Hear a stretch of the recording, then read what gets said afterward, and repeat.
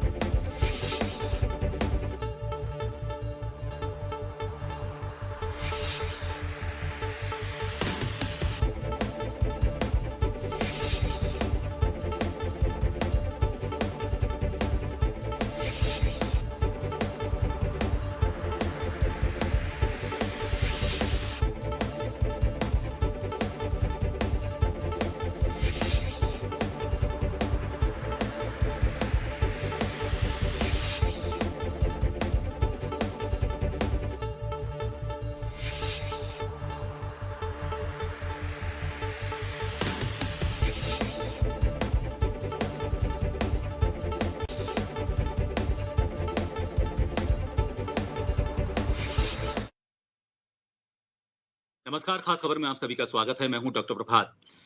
निवेश एक बहुत बड़ी जरूरत होती है किसी भी प्रदेश के लिए। जो आर्थिक संसाधन जुटाने के लिए जितनी भी चीजें की जाती हैं, उन सबसे ऊपर विदेशी निवेश या फिर ये कहें कि अपने राज्य में किसी का भी निवेश लाना, यानी कि राज्य को प्रगति के पथ पर और तेजी से लेकर जाना। पिछली सरकारें लगातार ये कोशिश करती रही हैं। पूर्व मुख्यमंत्री वसुंधरा राजे, तत्कालीन मुख्यमंत्री वसुंधरा राजे, उसके बाद तत्कालीन मुख्यमंत्री अशोक गहलोत और अब वर्तमान मुख्यमंत्री भजनलाल शर्मा।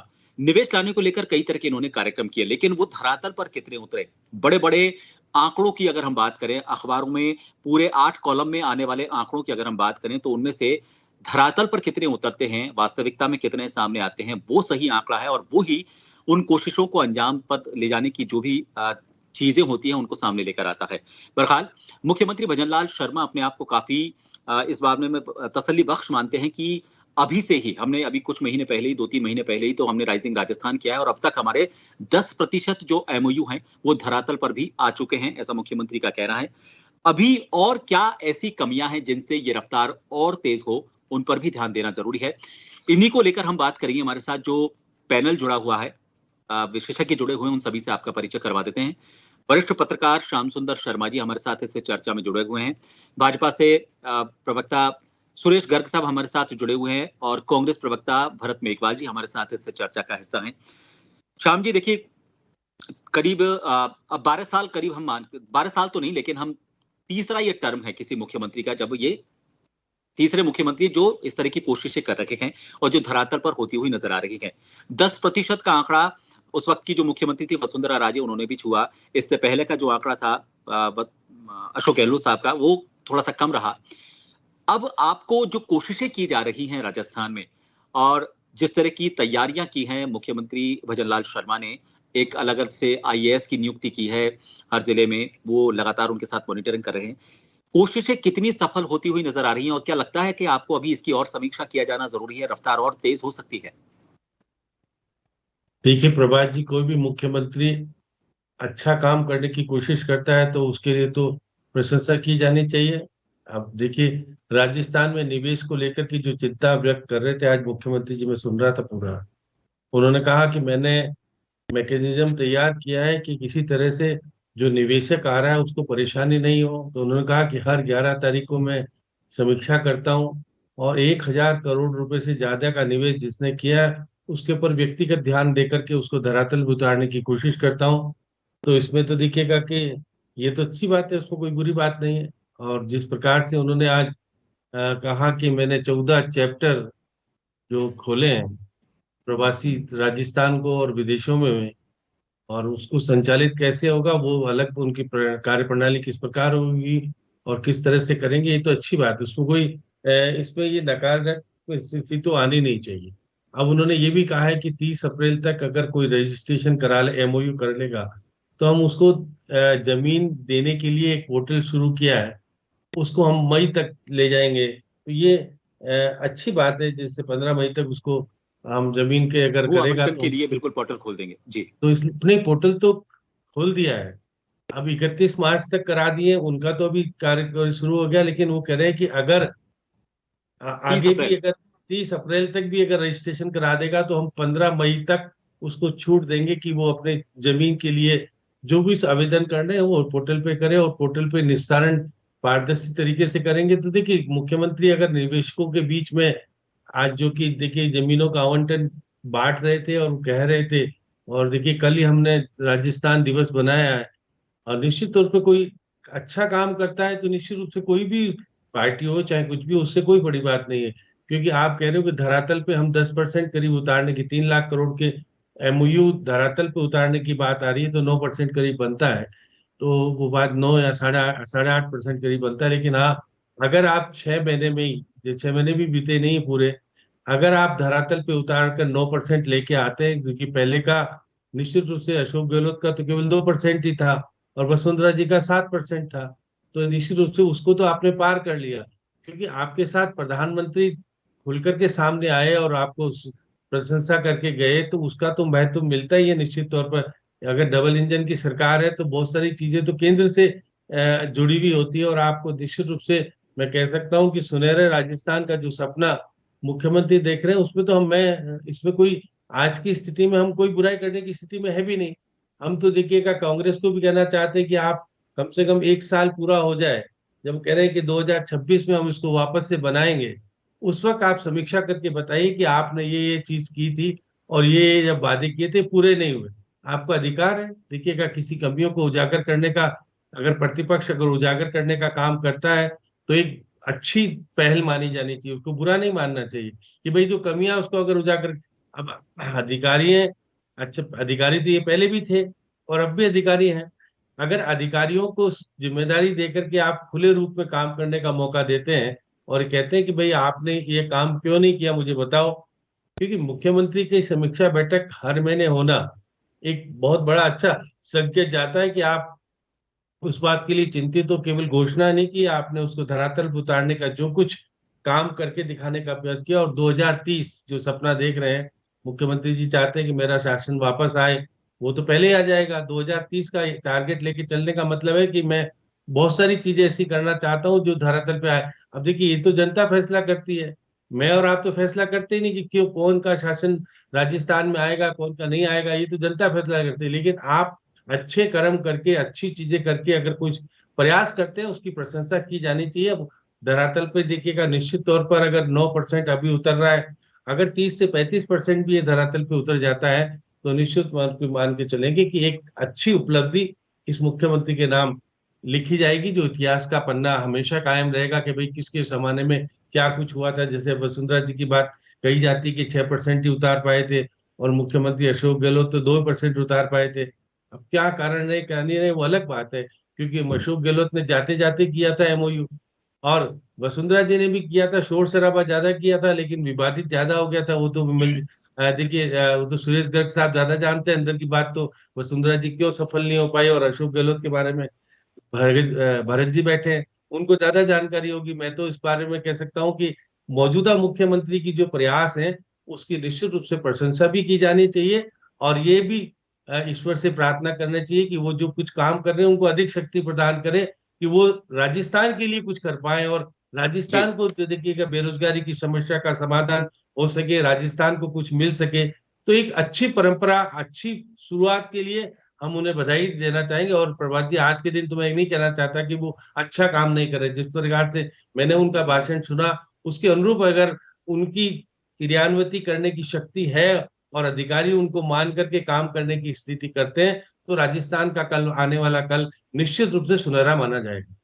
बिल्कुल आपने सही कहा। देखिए पुरानी चीजों से सबक भी लिया है उन्होंने। भरत जी, गहलोत साहब ने किया अपना निवेश को लेकर एक कार्यक्रम, लेकिन उसमें 2.5 से 3% के आसपास का ही उनका पूरा, हालांकि उन्होंने वक्त भी कम लिया, चूंकि अब सरकार जब जा रही थी उस दौरान उन्होंने 4 साल के बाद उस दौरान उन्होंने ये किया था। ऐसे में अगर कुछ अच्छा हो रहा है, क्योंकि कुछ नवाचार जो है मुख्यमंत्री वजीरलाल शर्मा जैसा कहते हैं कि एक तो हमने हर आईएएस को हर जिले में लगा दिया है, तो ऐसे में उन्हें परेशान होने की जरूरत नहीं है। वो सीधा लगातार मॉनिटरिंग करता रहेगा, जो निवेशक आ रहे हैं उनका सम्मान कर रहे हैं और उनको लगातार मॉनिटरिंग करते हुए किस तरह की कमियां आ रही हैं उनको सीधा सरकार तक पहुंचा रखे हैं। तो कमियां सामने लाना हालांकि विपक्ष का काम होता है, लेकिन अब तक अगर हम 2-3 महीने में अगर 10% को धरातल पर देखते हैं तो रफ्तार काफी अच्छी कही जा सकती है और उसकी तारीफ भी की जानी चाहिए। लगता है आपको इसमें भी कुछ कमियां हैं? नहीं, देखिए प्रभात जी, जब राइजिंग राजस्थान का समिट हुआ तो माननीय पूर्व मुख्यमंत्री अशोक गहलोत जी ने, नेता प्रतिपक्ष टीकाराम जूली जी और हमारे प्रदेश अध्यक्ष गोविंद सिंह डोटासरा जी ने उसका स्वागत किया और ये कहा कि राजस्थान का विकास होना चाहिए, चाहे सत्ता पक्ष हो चाहे विपक्ष हो, सब इसका स्वागत करते हैं। लेकिन प्रभात जी, होता क्या है कि जब आप जनता को और लोगों को भ्रम में डालकर किसी चीज की बात करते हैं तो वो नहीं होना चाहिए। आपने और हमने सबने देखा कि जब जोगाराम पटेल जी से, संसदीय कार्य मंत्री जी से पूछा गया था कि कितने एमओयू धरातल पर आ गए, तो उन्होंने कहा था 24 लाख करोड़। जब के विश्नोई जी से पूछा तो उन्होंने कहा 2,35,00,000 करोड़। मुख्यमंत्री जी से पूछा तब उन्होंने बजट के बाद कहा था 1.5 लाख करोड़।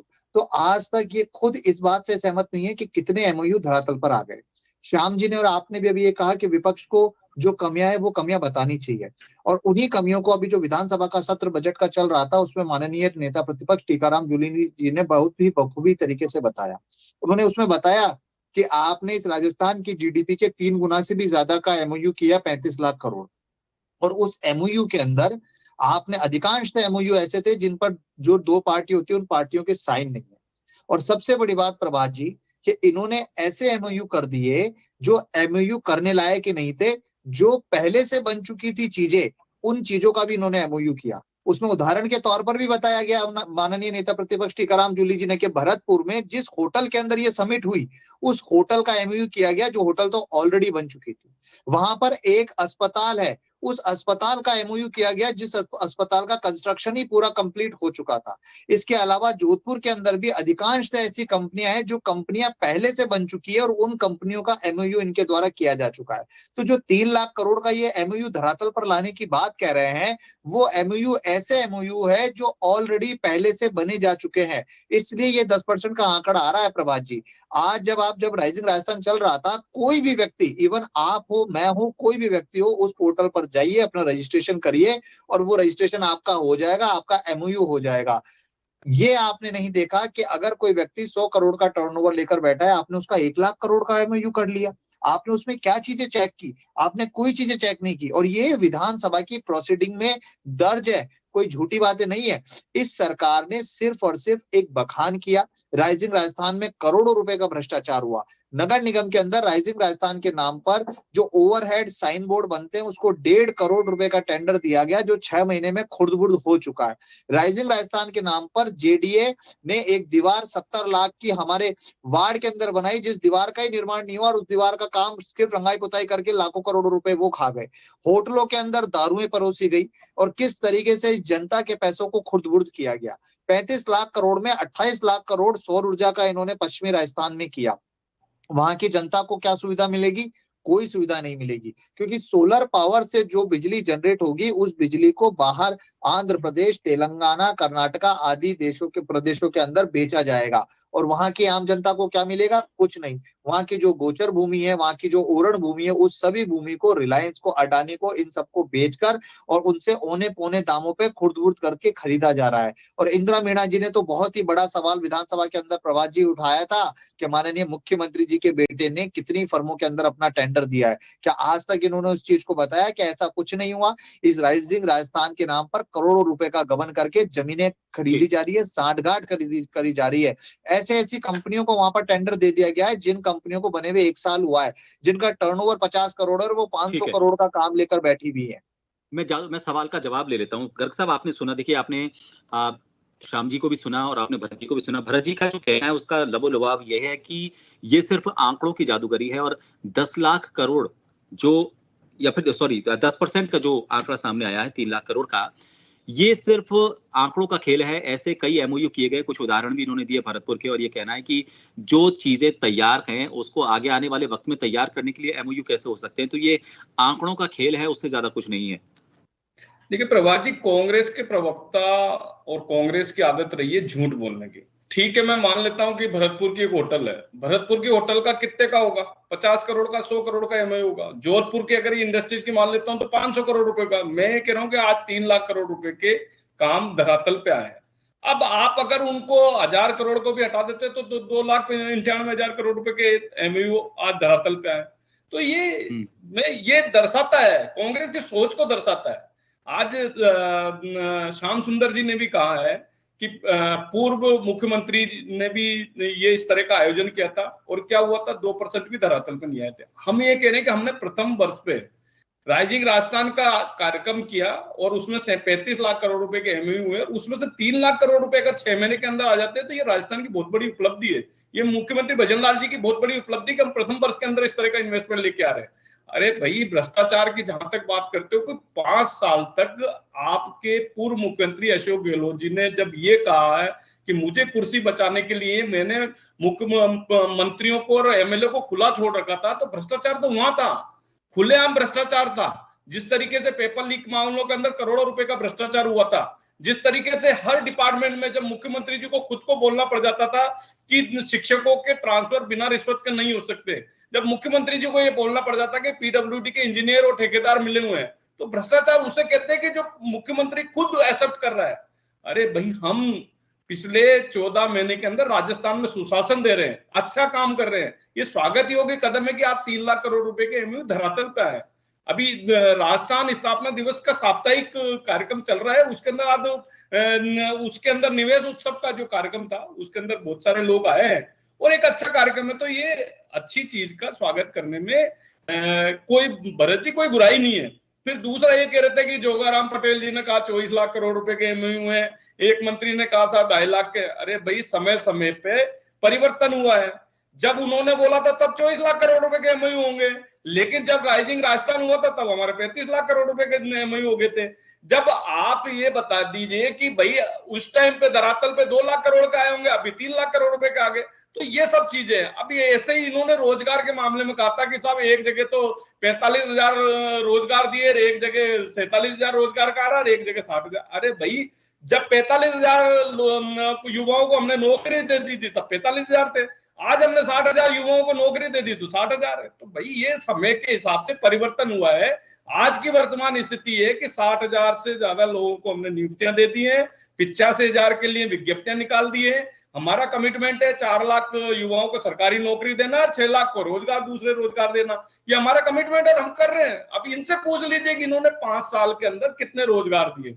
जो 2 लाख प्रतिवर्ष का वादा करने वाले लोग 5 साल के अंदर कितनी नियुक्तियां दी बता दीजिए। मुश्किल से 1,50,000, 2 लाख के लगभग पूरे साल 5 साल के अंदर दिए। हम ये कह रहे हैं कि हमने तो 14 महीने के अंदर इतनी नियुक्तियां दे दी। तो ये करने में और कहने और करने में परिवर्तन है। और ये भारतीय जनता पार्टी और माननीय मुख्यमंत्री जी और डबल इंजन की सरकार है, जो कहते हैं वो करते हैं। हमने हमारे संकल्प पत्र के 55% वादे पूरे कर लिए, बजट के हमने 80-85% काम पूरे कर लिए। तो कर रहे हैं ना, जनता वाई वाई कर रही है, जनता हमें आशीर्वाद दे रही है।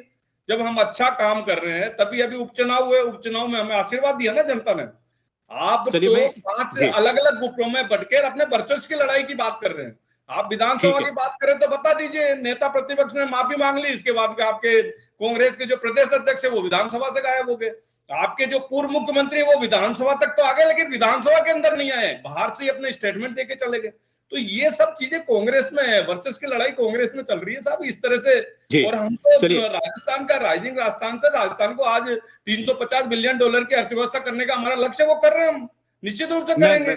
जी देखिए, अच्छी जी, आपने सवालों के जवाब तो खैर दे दिए उनके। श्याम जी, जो चीजें अभी दोनों से बात करने के बाद सामने आई, आंकड़ों की जो बात सामने आ रही है उसमें मुझे लगता है कि एक पैमाना तय करना बड़ा जरूरी है कि धरातल पर आने का मतलब क्या, किसको धरातल पर आना माना जाए। क्या सिर्फ कागजों पर साइन होना, दोनों तरफ से उसको कागजों का एक्सचेंज होना, एमओयूज का एक्सचेंज होना, उसको धरातल पर आना माना जाए, या फिर वहां पर काम शुरू हो जाना, एम्प्लॉयमेंट शुरू हो जाना, या फिर उसकी प्रोसेसिंग शुरू हो जाना, या फिर प्रोसेसिंग हो रही है तो कितनी प्रोसेस, जैसे मान लीजिए काम फैक्ट्री के लिए एमओयू और फैक्ट्री चालू होने से पहले 50% तक काम होना, तो ये अभी थोड़ा-सा गफलत की स्थिति मुझे लगता है कि धरातल पर आने की परिभाषा को लेकर भी है। अगर हमें इन सभी चीज़ों से, इन सभी सवालों के जवाब भी देने हैं और चीज़ों को स्पष्ट तौर पर लोगों के सामने ले जाना है, तो इसकी एक परिभाषा भी तय करनी होगी। क्या इसी वजह से ये आंकड़ों का हेर-फेर या फिर इस तरह की चीज़ें और जो सवाल खड़े हो रहे हैं, वो आ रहे हैं? देखिए प्रभात जी, निश्चित तौर पर कामकाज शुरू होते होते 2.5 साल करीब लग जाता है, 2 से 2.5 साल लग जाता है। अगर आपने सरकारी तौर पर उसको जमीन अलॉटमेंट कर दी है, तो और उसके बाद उसको धरातल पर उतारने की प्रक्रिया शुरू हो जाती है, क्योंकि बैंक लोन देना शुरू कर देता है। जैसी जमीन आपके पास आई, बैंक लोन देगा और फिर वो प्रोसेस में शुरू हो जाता है। ऐसा नहीं कि भाई हम कह दें कि आज ही सारी चीज। अब देखिए भरत जी ने 2-3 चीजें उठाई। वो तो प्रतिपक्ष के नेता, उपनेता नगर निगम ग्रेटर में है। आपने उसकी शिकायत शायद करनी चाहिए, जब अगर आप उठा रहे हो कि भाई 1.5 करोड़ का विज्ञापन आपने किस रेट पे था, क्या नहीं हो सकता, कुछ गड़बड़ी हुई होगा, उसको आपको उजागर करना चाहिए। 70 लाख की जमीन को 70 लाख की खर्च करके दीवार नहीं बनी, तो उसका मामला एसीडी में मुख्यमंत्री जी को, और आप तो सुरेश जी को कम से कम वहां पे प्रेषित करो कि साहब देखो ये चीज हुई है, आप मुख्यमंत्री जी से जांच कराने का करो। देखिए अब तथ्यात्मक रूप से अगर आप करोगे तो निश्चित रूप से कुछ कमियां होगी। मैं कमियों को मैं कभी नहीं मानता कि कमियां नहीं, लेकिन आज वो 3 नीतियां घोषित की, टेक्सटाइल वाली लेके आए, अब अगर ये नीतियों के अनुरूप अगर निवेश हो रहा है, तो निश्चित रूप से भ्रष्टाचार नहीं होगा। निवेश तो, क्योंकि अगर नीति के विपरीत जाकर के अगर कोई स्पेशल सुविधाएं देने की बात हो जाती है, तो भ्रष्टाचार की बात सामने आती है। निश्चित रूप से कई जगह कुछ होता भी, ऐसा भी नहीं कि पूरा की तरह के थे, लेकिन हाँ ये बात सही कि सौर ऊर्जा के मामले में निवेश तो होगा, लेकिन राजस्थान को मिलेगा कुछ नहीं सुरेश जी, ये तो बात हकीकत है बहुत सारी। वो तो क्योंकि उसमें तो है ही प्रमाणिक तौर पर केंद्र सरकार ने बहुत सारी नीति बना रखी है, उसके अनुरूप आपको जमीन तो देनी पड़ेगी। लेकिन फिर भी देखिएगा, अगर एक्टिविटीज होती है तो उसका फायदा तो प्रदेश को मिलेगा निश्चित तौर पर। आप, क्योंकि निवेश यहाँ होगा, कुछ अड़खंजा बहुत सारी चीज लगेगी अर्थव्यवस्था में, जहां पर होगा वहां पर कुछ कर्मचारी ज्यादा नहीं कुछ तो करेंगे काम, तो उसके आधार पर कुछ तो राजस्थान को, ऐसा नहीं कि टैक्सेस तो नहीं मिलेगा, क्योंकि सेंट्रल की नीति ऐसी है, और उस नीति के तहत अब आपके सामने जो बिजली पैदा होगी वो सीधी ग्रिड को जाएगी। तो ये तो नियम है, ये तो आप राजस्थान, उसमें ये तो शर्त रखी नहीं कि राजस्थान को 2% 1% दे दोगे, क्योंकि उसमें नियमों में आप बड़ा संशोधन करने की स्थिति में हो नहीं, क्योंकि केंद्र की नीतियां हैं उसके अनुरूप हैं कुछ कंपनियां। अब देखिए भरतपुर वाली की बात तो देखिए मुख्यमंत्री जी ने उजागर कर दी थी, अब सुरेश जी नहीं बता पाए। उन्होंने कहा था कि भाई जिस होटल में हम मीटिंग कर रहे थे उसमें एक अलग यूनिट और बढ़ शुरू होने वाली थी, और एक और चीज कही थी। तो देखिएगा, मान के चलिएगा कि हाँ हो सकता है कि आपको लग रहा हो कि भरतपुर की जिस होटल में बैठक हो रही होगी उसकी अगर एक यूनिट और बना करके अगर वो धरातल पे लाने का एमओयू हुआ हो, तो फिर मुख्यमंत्री कह रहे थे उसको बात को, क्योंकि प्रतिपक्ष के नेता मौजूद थे, मैंने भी सुना था विधानसभा में, उनका जवाब दिया गया था। लेकिन कुछ छुटपुट गड़बड़ियां बढ़िया हो सकती है। इसलिए तो मैं कह रहा हूँ आपको भरत जी, कि आपकी पार्टी को सतर्क होकर के कमियों को उजागर करने का अधिकार आपके पास है, लेकिन आज अगर कमियां उजागर कर देंगे आप, तो फिर कल आने वाले कल में क्या करेंगे आप? देखिएगा अभी तो आपके पास टाइम है 26 में, जब अगर एमओयू दूसरा हम सबमिट करने जाएंगे, उस वक्त आपको बताएंगे कि आपने पिछली बार 35 लाख करोड़ के एमओयू किए, उसमें कितने तो क्या क्या हुआ क्या क्या नहीं हुआ, ये कमियां उजागर निश्चित तौर पर करने का अधिकार है। लेकिन आज अगर मुख्यमंत्री जी ने कुछ घोषणाएं की है, आज यदि उन्होंने कहा है कि पोर्टल पर 107 लोगों ने आवेदन किए, अब वो 107 लोगों ने आवेदन किए, उसका रिजल्ट आएगा सामने, क्योंकि पारदर्शी है, तो आप भी देख सकते हो, सब देख सकते हो। तो ये सारी चीजें जो आज मैंने सुना, उनका भाषण सुना, तो उसमें जो अगर सकारात्मक चीजें सामने आ रही है, उसका तो विरोध भरत जी आपको भी नहीं करना चाहिए, बिल्कुल सही क्योंकि कहा आपने। निश्चित तौर पर जी, राजस्थान के लिए कुछ हो रहा है। अगर आज जी, तो वो बोल रहे तो उसको सुनना चाहिए और बात करनी। जी, जी। भरत जी, आपके पास लौटना चाहूँगा, अपने फ्रेम को थोड़ा सही कर लें, आपका फ्रेम थोड़ा सही नहीं आ रहा, काफ़ी हाँ जी, और सही और थोड़ा सही कर लें इसको। भरत जी देखिए, ये बात तो सही है कि अगर ये सारी गलतियाँ गहलोत सरकार के वक़्त में नहीं हुई होती, एक तो चौथे साल में जो भी निवेश आकर्षित करने को लेकर प्रोग्राम करना, उसके बाद मॉनिटरिंग के लिए समय ही नहीं बचता। उस वक्त की गलतियों से सबक सीख कर ही तो इन्होंने पहले साल में ही कर दिया। दूसरा, हर महीने की 11 तारीख को उनका ये कहना है कि मैं खुद समीक्षा करूंगा। जिलों में जो कलेक्टर हैं वो खुद अपने स्तर पर जिले में जो भी निवेश हो रहा है उसके लिए उनसे फॉलो अप ले रहे हैं। तो चीजें अगर सुधार के दौर में जा रही हैं, और जैसा आपने आंकड़ों के जाल की बात की, उसका सुरेश जी ने भी जवाब दे दिया कि ये कितना % निकलता है। ऐसा तो है नहीं कि इसकी वजह से आप सारी जितने भी MOU हुए हैं उन पे सभी पर सवाल खड़े कर सकते हैं। लेकिन अगर यही सारी चीजें गहलोत सरकार के समय में होती तो आज ये जो राजस्थान की रफ्तार है और भी तेज हुई होती। इनका कहना है, उस वक्त विपक्ष में बीजेपी थी, उसका ये कहना था कि जाते जाते सरकार ये MOU करके ये बताना चाहती है कि हमें वापस लेकर आइए, तब हम इनको धरातल पर उतारेंगे। तो देखिए प्रभात जी, आपने देखा 18 से 23 का जो कार्यकाल रहा उसमें 2 साल पूरे देश ने, पूरे विश्व ने एक ऐसी बीमारी को भी देखा जिससे आप और हम सब परिचित है। कोरोना जब आया, पूरे देश में किस तरह के हालात हुए, 2 साल राजस्थान में जो घटनाक्रम हुआ, उसके बाद पटरी पर आना और चीजों को व्यवस्थित करने में भी सरकार का समय लगा। लेकिन उस समय भी हमने, चाहे वो आम जनता हो, मिडिल क्लास हो या अपर क्लास हो, सबको समान रूप से हमने सेवाएं दी। आज भी राजस्थान प्रदेश के अंदर टाइम पर लोगों को गेहूं नहीं मिल रहा, आज भी लोगों को पेंशन नहीं मिल रही, आज भी जो बेसिक नेसेसिटी की चीजें हैं वो चीजें नहीं मिल रही। और रही बात देखिए उद्योगों के विकास की, आपने देखा कि जो बाड़मेर रिफाइनरी की बार बार बात की जाती है, जब इनका कार्यकाल रहा 2013 से 2018, तब 1% भी काम, और 1% भी काम वहां पर नहीं हुआ। उसका यही कारण रहा कि भारतीय जनता पार्टी कभी भी किसी तरह का विकास का कार्य करना नहीं चाहती। मैंने अभी आपको कुछ आंकड़े बताए, मैं आपको बताना चाहता हूं कि जो ये MOU है इसमें अधिकांश तो CSR एक्टिविटीज हैं। जो कंपनियां CSR एक्टिविटीज करती है उन कंपनियों को इसमें इंक्लूड कर लिया गया। जोधपुर की एक इंपीरियल आर्मरी है जो हथियार बनाने का काम करती है, उसके साथ 1500 करोड़ का MOU किया जो ऑलरेडी पहले से बनी हुई है। मैं आपको नाम के साथ बता सकता हूँ।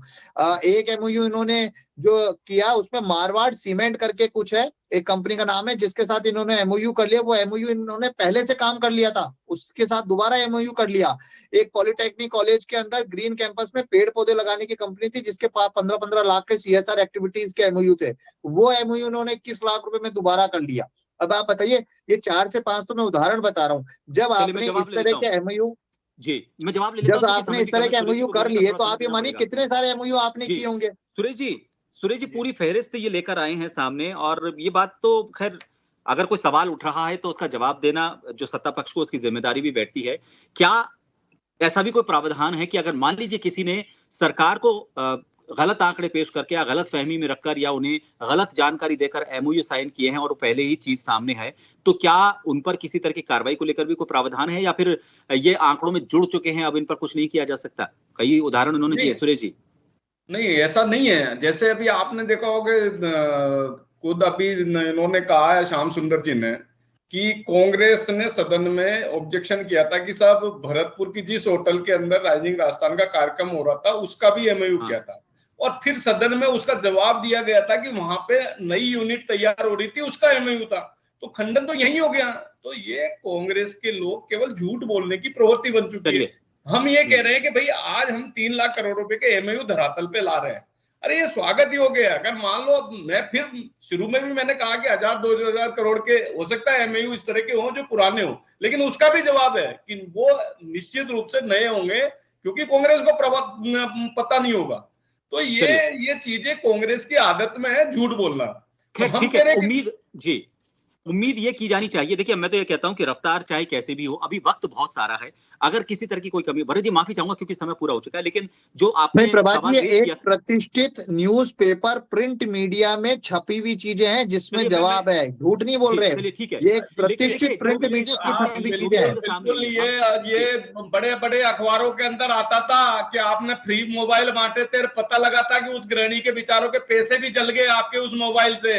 जब आपने फूड पैकेट बांटे थे तो पता लगा था फूड पैकेट में अपनी जिम्मेदारियों से भगना और पूर्ववर्ती सरकारों को कोसने का काम भारतीय जनता पार्टी का काम है।